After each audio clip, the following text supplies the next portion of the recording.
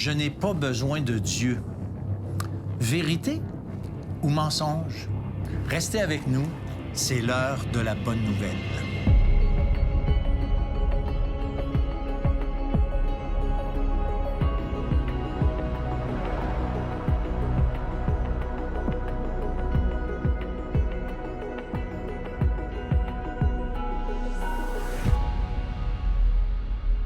Bonjour et bienvenue à l'heure de la bonne nouvelle. On est dans notre série Détecteur de mensonges et on veut utiliser des croyances populaires et les mettre comme un peu un détecteur de mensonges à la lumière de la Bible, la parole de Dieu. Martin, bonjour. Salut François. Alors Martin, aujourd'hui, on va regarder cette question quand même pertinente, là. Je n'ai pas besoin de Dieu. Ouais. Écoute, je sais pas si tu as déjà quelqu'un qui t'a dit la religion ou Dieu, c'est une béquille. Absolument. C'est pour les faibles. Ben moi, ça m'est arrivé à quelques reprises de me faire dire ça. Probablement qu'il me voit faible, je sais pas, mais c'est vrai que Dieu et la religion, ça peut paraître thérapeutique, hein, pour des gens qui sont dans le trouble, pour des gens qui sont dans le bas fond. Puis tu sais, on voit ça même dans les films. Les gens, ça va pas bien, ben viens, puis tourne-toi vers Jésus, hein, tourne-toi vers Dieu. Pas juste dans les films, mais c'est parce que je l'ai vu un récemment, un film, puis ça disait ça, ben tourne-toi vers Jésus. On l'entend même. Puis quand on regarde aussi les paroles de Jésus, Jésus, il dit, je suis pas venu, ce sont pas ceux qui se portent bien qui ont besoin de médecins. Hein, il dit, je suis pas venu pour appeler des justes, mais des pécheurs. Puis je pense que des fois, l'être humain, on se met pas dans la catégorie des malades ou des gros pécheurs. Donc, tu sais, Dieu, ben c'est pour les faibles, c'est pour ceux qui ont des gros problèmes, mais c'est pas pour moi. Je suis capable de faire mes choses sans lui, sans la religion, sans toutes ces affaires-là. C'est assez populaire, puis on va aller au Vox Pop ensemble, puisque cette semaine, on a posé la question, est-ce que vous avez besoin de Dieu pour réussir vos vies? Pas du tout. J'ai besoin des gens qui m'entourent, que j'ai confiance en eux autres et de moi. Pas besoin de Dieu. Dieu, j'ai toute ma vie. Simplement, là, sans lui, je suis absolument rien. Non, j'ai pas besoin de Dieu pour réussir ma vie. Seulement avoir confiance en moi. Disons que ça va guider ma façon d'agir. Je pense que ça dépend des personnes. Il y en a qui ont besoin, vraiment d'aller à l'église, ils ont un besoin à tous les jours, là. Mais ça veut pas dire que tout le monde est comme ça. Je considère que oui. Beaucoup. À tous les jours, à chaque fois que je me lève le matin et que je me couche le soir, je remercie Dieu d'être présent ici, puis j'essaie d'être la personne la plus juste possible dans ma vie, là. Vraiment agir par amour, là. Pas du tout. Pas du tout. Je pense que certaines personnes ont ce sentiment d'avoir besoin de Jésus pour réussir leur vie, parce qu'ils ont parfois besoin d'un guide, d'un repère, d'une personne en qui croire. Par contre, je pense que ça dépend de nous, de notre travail, de notre force, de notre envie, et chacun a le parcours qu'il a envie d'avoir. Même si parfois c'est pas simple pour tout le monde, ça j'entends bien. Tout le monde n'a pas les mêmes chances, mais par contre, je pense que Jésus, il peut être un repère et être une aide. Par contre, on n'a pas forcément besoin de lui pour réussir. J'allais longtemps cru, mais maintenant, non, je me fie plus au rationnel qu'au spiritisme par rapport à ça. Mais tout en gardant un espoir ou une foi que... Petite ouverture. Petite ouverture toujours. C'est pas lui qui fait que je réussis ma vie, mais comme je disais tantôt, il m'accompagne, puis je pense que ça fait partie de la personne que je suis, puis qui fait que je réussis dans la vie. Pour réussir sa vie, je sais pas. Parce que réussir sa vie, c'est quand même un...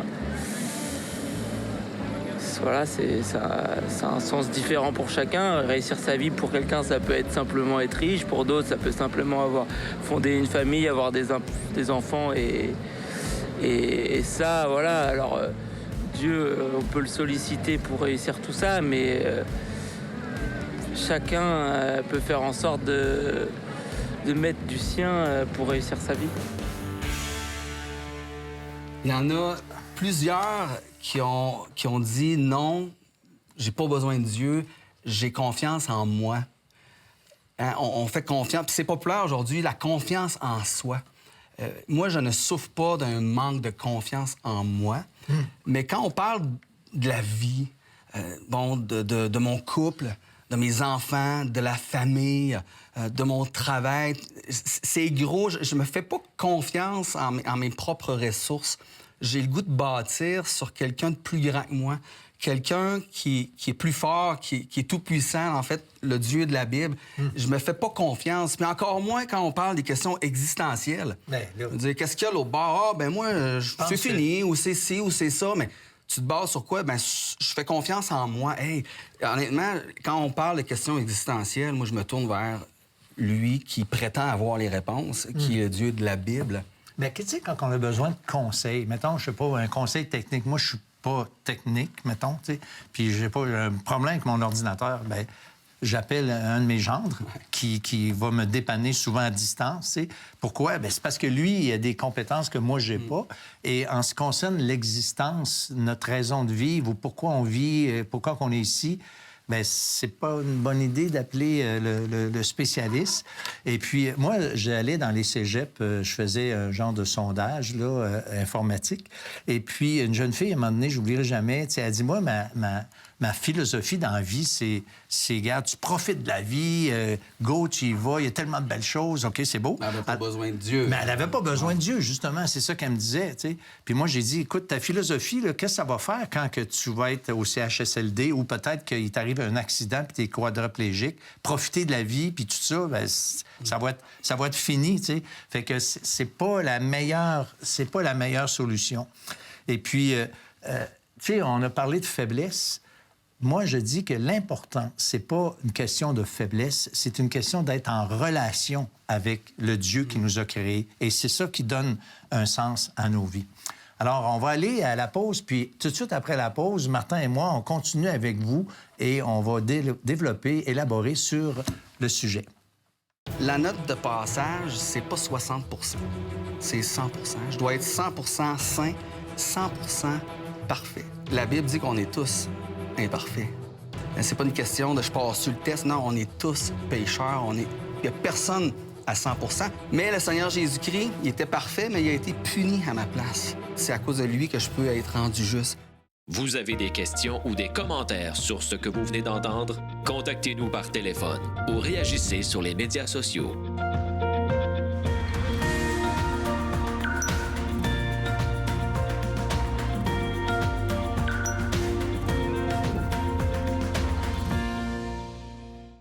Martin, c'est quand même une bonne question. Est-ce qu'on a besoin de Dieu pour réussir sa vie? Dans un sens, c'est vrai qu'on peut réussir dans la vie sans Dieu. Parce que moi, je connais plusieurs personnes qui ont réussi leur vie. Ben oui. C'est des gens qui ne croient pas en Dieu, qui ne suivent pas la parole de Dieu, qui ne croient pas en Jésus. Ils ont un beau travail, ils ont de l'argent, leur couple va bien, selon ce que j'en vois. Des beaux enfants qui ont réussi aussi, qui ont une carrière. Alors, je suis obligé de dire que dans un sens, c'est vrai qu'on peut réussir dans la vie sans Dieu parce qu'il y en a tellement qui l'ont réussi. Puis ça me fait penser à un texte qu'on retrouve, en fait, c'est une parabole de Jésus qu'on retrouve dans Luc 12. C'est un homme qui avait des terres, puis une année, ses terres avaient tellement rapporté, il avait une récolte, il ne savait plus où la mettre parce qu'il n'y avait pas assez de place. Alors, il s'est dit, bon, je fais quoi? Il a dit, bien, je vais détruire mes greniers, je vais en construire des plus gros pour que je ramasse toute ma récolte. Bien, il était avare, hein? Jésus parle d'avarice un peu plus tôt dans le chapitre. Il était avare, il dit, je vais tout rentrer ma récolte, puis je vais être content. Et voyons ce qu'il dit dans Luc 12, versets 19 et 20. « Mon âme, tu as beaucoup de biens en réserve pour plusieurs années. Repose-toi, mange, bois et réjouis-toi. » Et là, Dieu, dans cette histoire-là, il répond ceci, « Insensé, cette nuit même, ton âme te sera redemandée. Ce que tu as préparé, pour qui sera-ce? Il en est ainsi de celui qui amasse des trésors pour lui-même et qui n'est pas riche pour Dieu. » Alors, quand on regarde cet homme-là, on peut dire qu'il a réussi dans la vie sans Dieu. Bien, c'est ça. Il y a plein de monde, Martin, qui réussissent dans la vie, là. Tu sais, il y a des gens qui ont des grosses carrières, puis, tu sais, je veux dire, même si tu les regardes, ces gens-là, tu vas dire, hey, lui, il a réussi dans la vie. Regarde, tu sais, il s'est rendu là, il a accompli telle et telle chose. Tu sais, dans le monde du showbiz, les artistes... C'est notre critère à nous, ben, c'est ça, l'argent, on a l'impression qu'on est devant notre banquier, puis il faut faire notre CV pour se faire prêter, donner un prêt, là. Alors, fondamentalement, c'est comme... C'est-tu ça, vraiment, réussir sa vie? Notre critère à nous, humainement parlant, souvent, c'est ça. Mais est-ce que le critère de Dieu, c'est la même chose? Si la Bible est vraie et que Dieu existe, mais c'est pas comme ça que Dieu va nous évaluer un jour quand on va se rendre devant lui. On va pas arriver devant lui et on sera pas évalué avec notre belle famille, puis notre compte en banque, puis hey, regarde la belle maison que j'ai, puis le beau char. C'est pas comme ça du tout, en fait, que Dieu va nous évaluer. Dieu va nous évaluer selon notre sainteté et notre perfection. Hein? Tous ont péché, ils sont privés de la gloire de Dieu. Je me présente devant Dieu, hey, j'ai un compte en banque plein, puis j'ai un beau... Non, ma sainteté, ma perfection, puis tu sais quoi? La note de passage, c'est pas 60 %, c'est 100 %. Je dois être 100 % saint, 100 % parfait. Bien, t'es 100 % parfait, sinon, t'es 100 % coupable, au fond. Ouais, puis séparé de Dieu. Puis la Bible dit qu'on est tous imparfaits. C'est pas une question de je passe sur le test. Non, on est tous pécheurs. Il n'y a personne à 100 %. En fait, il y en a une personne, un être humain qui n'était pas juste être humain, qui était aussi Dieu. C'est le Seigneur Jésus-Christ. Mais le Seigneur Jésus-Christ, il était parfait, mais il a été puni à ma place. Il a pris mon péché sur lui à la croix. Et puis c'est à cause de lui que je peux être rendu juste. Et il y a 2 paroles de Jésus qui sont hyper importantes. Il dit ceci dans Jean 8, 24. « Si vous ne croyez pas ce que je suis, vous mourrez dans vos péchés. » Alors, si on ne croit pas au Christ, bien, on va... En fait, si on vit sans Dieu, on ne croit pas au Christ, on met Dieu de côté, on met Jésus, on va mourir dans nos péchés. Puis mourir dans nos péchés, ça veut dire d'être séparé de Dieu pour l'éternité. Alors, c'est vraiment une parole lourde de conséquences. Si vous ne croyez pas ce que je suis, vous mourrez dans vos péchés. Et un peu plus tard, dans Jean 11, il va dire ceci. « Celui qui croit en moi vivra, même s'il meurt. » Et juste avant cette phrase-là, il dit « Je suis la résurrection et la vie. Oui. Celui qui croit en moi vivra, même s'il meurt. » Puis après ça, il ressuscite Lazare. C'est quand même impressionnant quand il dit ça, Jésus. Ouais. Mais Martin, t'as dit tantôt « dans un sens ». Tu sais, dans un sens, veux-tu te préciser? Je crois qu'on a plus besoin de Dieu qu'on le pense, les êtres humains. Les gens vivent en rejetant Dieu, mais je crois que tout être humain, on vit, mais on a plus besoin de Dieu qu'on le pense. Puis on s'organise comme on peut, hein? On vit comme on pense, mais jamais on va atteindre cette pleine satisfaction de la vie que Dieu a pour nous sur la terre. C'est comme de manger une soupe avec une fourchette. On va jamais vraiment pleinement goûter la soupe. On va se rendre à la fin, on va finir par la manger, notre soupe, mais on va pas vraiment goûter pleinement cette soupe-là. Puis c'est la même chose avec Dieu. Si on le met de côté, on va pas pleinement goûter à la vie qu'il a pour nous, parce qu'on a été créé par Dieu et pour Dieu. Puis on va être en paix seulement quand on va être avec lui, dans une relation avec lui. Alors, oui, on peut le rejeter, mais moi, je pense que quand on rejette Dieu, on passe à côté du seul qui peut vraiment nous remplir. C'est ça. Puis réussir sa vie, c'est justement goûter, comme ton histoire de soupe, c'est comme goûter pleinement à cette relation intime et personnelle que Dieu veut avoir avec nous. Et ça, c'est vraiment vivre, et avec ou sans argent, avec ou sans bien matériel, mais cette relation avec Dieu, c'est ça qui est comme le plus important. Puis c'est ça vraiment, réussir sa vie, c'est ça que je comprends. J'ai l'exemple d'un des rois d'Israël. Il a essayé, lui, de vivre sans Dieu. Il a essayé, lui, de chercher, de trouver un sens à la vie en laissant Dieu de côté. Puis on lit dans la Bible qu'il y a eu de l'argent. Il y en a eu de l'argent. Il y a eu des femmes. Il y a eu il s'est bâti des maisons. Il s'est planté des vignes, des jardins. Il a fait toutes sortes d'ouvrages. Puis à la fin, quand il a tout accompli ça, son verdict final, c'est « Tout est vanité et poursuite du vent ». Je sais pas si tu as essayé de courir après le vent, mais ça ne sert pas à grand-chose. Tout est vanité. Puis ce petit mot-là, vanité, c'est un souffle qui paraît pour un moment puis qui disparaît comme l'hiver quand il fait froid puis il y a une petite vapeur puis ça part. C'est éphémère, c'est un instant. Alors moi, je pense qu'on s'organise comme on le peut sans Dieu, mais on passe à côté du seul qui peut vraiment nous combler. Puis moi, j'invite les gens qui disent non, Dieu, j'ai pas besoin de lui. Je vous invite à reconsidérer. Parce que Dieu, on en a besoin. Premièrement, on a besoin du Seigneur Jésus-Christ. Si on se présente avec nos péchés devant Dieu, bien, on va être séparés de lui. Mais on a besoin aussi de Dieu si on veut vivre maintenant une vie pleine, remplie. Il veut s'occuper de nous, il veut prendre soin de nous maintenant. L'heure de la bonne nouvelle, en collaboration avec le Messager chrétien, vous offre gratuitement le livre de méditation quotidienne La Bonne Semence. Pour en recevoir un exemplaire, écrivez-nous à l'heure de la bonne nouvelle, casier postal 33012, comptoir postal Thibault, Trois-Rivières, Québec, G8T 9T8. Vous pouvez également nous joindre à info@hbn.ca ou par téléphone 1-866-509-1319. Martin, c'est important. On a parlé de la Bible, qui était la parole de Dieu, puis la relation et tout qu'on veut que les gens aient avec Dieu. Mais l'importance de suivre les instructions du fabricant. Puis moi, j'aime bien les automobiles. Je m'intéresse à ce sujet-là. Et j'écoute régulièrement des émissions qui parlent d'auto. Et la semaine dernière, j'ai écouté une émission qui racontait que c'était quoi le record d'une auto selon le livre Guinness, le record qu'un auto a parcouru par le même propriétaire, puis dans le domaine privé, pas une auto de taxi. As-tu une idée?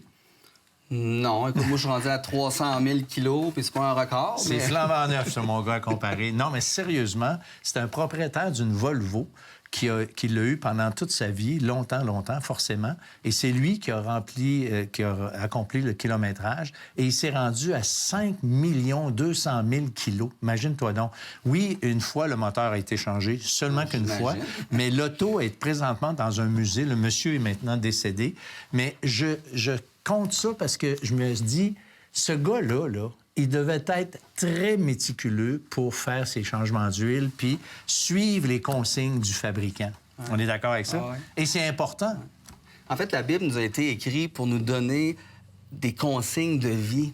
Pas pour nous alourdir la vie. Puis non, c'est pour nous donner les consignes de comment faire les choses. Puis en parlant de suivre les consignes, moi, j'ai étudié en graphisme. Puis je me souviens, écoute, on arrive à l'examen. Et puis, je m'en vais voir le professeur parce que quand je lis l'examen, il donne des consignes pour faire une publicité avec Photoshop et tous des logiciels. Et je trouvais que c'est dommage plate, ça, ces consignes-là. Il me semble que ça va être laid. Alors, je suis allé voir le professeur. Je dis, j'ai-tu la liberté un peu? Il dit, écoute, t'as la liberté, mais les consignes sont là. Et là, moi, j'ai juste pris t'as la liberté en... T'as oublié. J'ai oublié les consignes. Écoute, j'ai fait une belle pub. C'était la plus belle de toute la gang. Sans prétention? Non, mais pour de vrai, parce que c'était moche. Tu sais, il fallait suivre des consignes, il faut faire ça de même, ça de même, ça de même. Moi, je me suis laissé aller, éclater. Et moi, j'étais convaincu que j'allais avoir une bonne note parce que je disais, regarde ce que je donne, puis contrairement à tout le monde, qui ont pas osé, eux autres, aller plus loin. Et quand j'ai reçu ma note, écoute, il m'a calé. Hey, j'étais frustré, là. Puis je suis allé le voir, je dis, pourquoi tu m'as calé? Je dis, es-tu belle, ma fille? Es-tu belle? Il dit, écoute, c'est pas si elle est belle ou non. T'as pas suivi les consignes. J'ai pas suivi les consignes. C'est lui qui avait l'autorité des consignes de dire tu fais ça, puis j'ai fait à ma tête. Puis souvent, c'est peut-être un peu ça qu'on fait avec Dieu. Dieu nous donne un livre pas pour nous rendre la vie dure. Il veut nous rendre une vie meilleure. Il veut qu'on le connaisse. Il veut qu'on rencontre le Seigneur Jésus-Christ. Il y a des principes. Il y a des réponses à bien des questions dans la parole de Dieu. Mais nous, on lit ça, puis on se dit, ben moi, j'aimerais mieux faire une publicité plus éclatée. Alors, je vais y aller à mon goût, à moi. Alors, c'est pour ça que si on arrive devant Dieu, il va dire, quand j'ai fait ça, j'ai réussi ça, j'ai accompli ça, Dieu va dire, non, mais c'est pas ça que j'ai demandé. On a un cœur rebelle. Puis ce cœur rebelle-là, on dirait que tout ce que Dieu veut, bien, nous, on a comme envie de faire le contraire. Tu sais, il n'y a rien comme... Ils disent des fois, tu sais, mets pas sur ton gazon, passage interdit, parce que probablement, ça va provoquer des gens à le faire, tu sais. Et puis, un verset dans l'Ancien Testament qui dit « Toute notre justice est comme un vêtement souillé. » Alors, on a bien beau faire des bonnes choses, elles sont bonnes, mais fondamentalement pas pures, tu sais, en elles-mêmes. Tu sais, notre justice, là, ce qu'on fait de mieux, c'est quand même souillé parce que Dieu est un Dieu juste, un Dieu saint. Puis quand on fait des choses avec des mauvaises motivations, par exemple, qui peut prétendre d'avoir toujours les bonnes motivations pour faire les bonnes choses dans la vie? Bien, Dieu, on est déjà condamné à cause de ça. Alors, on a besoin de la grâce, on a besoin du pardon de Dieu. C'est pour ça que Jésus est venu dans le monde. La Bible nous donne des consignes claires pour l'au-delà. Hein, on est pécheurs perdus, Christ est mort, puis on doit aller à lui, on doit se repentir. Il y a plusieurs consignes, mais la Bible, elle sert aussi de nous réconforter, de nous encourager. Écoute, moi, là, quand j'ai accepté le Seigneur en 1995, j'ai passé par une dépression, un moment hyper difficile pendant plusieurs mois. Puis mon moment préféré de la journée, c'était dans les psaumes. Je lisais les psaumes, ça venait me faire du bien. Ça venait vraiment élever mon âme. Puis, écoute, je me rappelle encore comme si c'était hier. Donc, la Bible, c'est pas un livre de lois, de règles. Tu fais ci, tu fais ça. Puis, non, oui, il y a des règles. Oui, Dieu nous montre le chemin, mais il y a tellement d'encouragement. Il y a tellement d'exemples de personnes aussi qui ont fait ce qu'ils n'auraient pas dû faire, mais ça a été écrit pour notre instruction à nous, pour qu'on puisse pas les imiter, pour qu'on puisse faire autrement. Donc, il y a tellement à découvrir dans la parole de Dieu. Écoute, moi, je pense qu'on réussit à l'heure de la bonne nouvelle notre objectif lorsque quelqu'un prend la décision de commencer de lire la Bible. C'est notre objectif suprême parce qu'on sait qu'à travers ça, d'abord, comme ça a été dit dans une autre émission, ça va susciter la foi. C'est quand on lit la parole, c'est comme si à un moment donné, Dieu nous aidait à prendre au sérieux, à croire ce qui est là-dedans. Et puis, si on fait ça, bien forcément, on va, comme je vais dire le mot, entendre la parole de Dieu, entendre Dieu nous parler, même si c'est pas avec nos oreilles, hein, on va l'entendre parce qu'on va voir que ça s'impose à nous. C'est ça que je trouve beau. Quand on lit la Bible, il y a comme des versets qui ressortent du texte, qui nous font du bien. Et c'est vraiment ça qui est intéressant lorsque on lit la parole de Dieu. J'aimerais vous lire un verset de la Bible qui m'a particulièrement touché moi-même lorsque je suis venu à Christ pour être sauvé. C'est dans l'Évangile de Matthieu, le chapitre 16 et le verset 26 qui va comme suit. « Et que servirait-il à un homme de gagner tout le monde s'il perdait son âme? Ou que donnerait un homme en échange de son âme? » Ce texte, personnellement, m'a vraiment interpellé parce que moi, j'avais le goût de vivre ma vie. J'avais le goût de faire les choses, j'allais dire, réussir ma vie, mais à ma manière, de marcher d'une façon indépendante de mon Créateur. J'en avais drôlement pas envie. Ce verset m'a interpellé et m'a amené à me tourner vers Dieu pour lui demander de me sauver, de me pardonner et de diriger ma vie, qu'il devienne vraiment celui qui prend le volant de mon existence. Et j'ai fait ce choix il y a maintenant à peu près une 50aine d'années et je n'ai jamais regretté parce que j'ai dans mon cœur une certitude face à l'éternité. J'ai des bons principes de vie qui m'ont apporté énormément de bénédictions et vous pouvez, vous aussi, à votre tour, là où vous êtes, prendre la même décision et répondre à l'appel de Christ qui dit « Venez à moi ».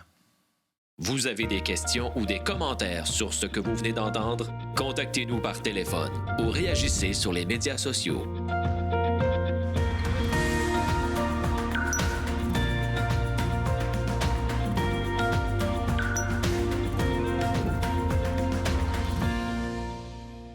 Le site web de l'Heure de la Bonne Nouvelle vous permet de revoir les émissions de la série en cours et de visionner celles des années précédentes. Dans la section « Liens utiles », nous identifions plusieurs liens Internet donnant accès à du contenu évangélique de qualité sur le web. On y retrouve une tonne de moyens concrets pour vous aider à poursuivre et enrichir vos réflexions. Martin, c'est une chose de réussir dans la vie, puis c'est une autre chose très différente de réussir sa vie, pour pas dire de réussir son existence. On se préoccupe beaucoup de notre 80 ans de vie terrestre. On devrait se préoccuper encore plus de l'éternité qui s'en vient. On s'en va vers l'éternité. Puis la parole nous dit de nous préparer. Amos 4.12, prépare-toi à la rencontre de ton Dieu. Alors, on est invité à se préparer. Et comment on se prépare? Bien, premièrement, en allant dans les Écritures. Hein. On a vu plusieurs croyances populaires durant cette série. Bon, Dieu n'existe pas, le diable n'existe pas, l'enfer n'existe pas, Jésus était juste un simple révolutionnaire, toutes les religions sont bonnes. C'est fini quand on meurt. Oui, on a vu toutes sortes. Puis nous, on a apporté des réponses, mais on n'a pas apporté des réponses. Tu sais, moi, je pense que... on a creusé les Écritures, on a regardé qu'est-ce que la Bible dit et on a présenté ça aux gens. Parce que, en fait, le meilleur détecteur de mensonges, c'est la Bible, la parole de Dieu. Puis honnêtement, nous, on ne veut pas, à l'heure de la bonne nouvelle, d'être ceux qui prétendent savoir et connaître des choses, mais on l'a de seconde main. C'est tiré des Écritures qu'on trouve ces vérités-là. C'est à travers les Écritures qu'on veut vous partager ce que la Bible dit. Et on est invité, on vous encourage à continuer votre réflexion, à poursuivre cette démarche. Ce qu'on a découvert dans les Écritures, bien, chaque personne peut découvrir les mêmes vérités. Puis moi, je vous encourage à aller découvrir. La Bible dit, si aujourd'hui vous entendez sa voix, n'endurcissez pas votre cœur. Alors, allez aux Écritures, vous allez découvrir les mêmes vérités qu'on vous a présentées toute la série. Là. C'est ça. Puis, écoute, on n'a pas le monopole de la vérité, nous, mais par contre, on veut vous parler de celui qui a prétendu être la vérité. Puis, il a dit, « Je suis le chemin, la vérité et la vie. Nul ne vient au Père que par moi. » Alors, une des vérités de l'Évangile, c'est que c'est unique. Jésus a dit être la vérité, le chemin, la vie. Ça exclut nécessairement et automatiquement toutes les autres philosophies. Alors, si on se fait accuser d'être un peu comme étroit d'esprit, bien, vous en parlerez avec Dieu, au fond. Hein, Puis la parole, elle nous rend réellement libres aussi. Hein? C'est vrai. Si vous connaîtrez la vérité, et vous serez réellement libre. Donc, c'est en connaissant c'est quoi la vérité qu'on peut vraiment être libéré du joug du péché qui pèse sur nous. Ouais. Alors, merci beaucoup, Martin, d'avoir participé avec nous à cette série. On remercie aussi, bien sûr, les autres qui ont participé à cette série d'émissions. Et puis, on vous remercie, vous, les chers téléspectateurs qui nous suivez comme ça de semaine en semaine. Et cette série, aujourd'hui, se termine, bien sûr, mais il y a d'autres séries qui vont encore être à l'écran. On continue. La semaine prochaine, il y aura encore des émissions de l'heure de la bonne nouvelle. On est vraiment content d'avoir été avec vous. On remercie aussi toute cette belle équipe technique avec qui on a eu un plaisir fou de travailler. Et nous, on vous dit au revoir et à la semaine prochaine pour une autre série de l'heure de la bonne nouvelle. On mérite toute la colère de Dieu. La Bible dit qu'on est tous imparfaits. On mérite tous l'enfer. On passe même pas une heure sans commettre le mal autour de nous. La note de passage, c'est pas 60%, c'est 100%. Maintenant, certains vont dire, Dieu n'est pas assez grand là, pour faire quelque chose, manigancer un plan pour nous éviter l'enfer. Dieu trace des lignes droites à partir des lignes croches de l'être humain. Tout ce que t'as là, c'est de la boue par rapport à m'avoir moi. Et suis-moi. Le point que Dieu a pour nous, c'est venez à moi directement. Invoquez pas les morts, invoquez-moi. Quiconque invoquera le nom de « Je suis » sera sauvé. C'est à cause de lui que je peux être rendu juste.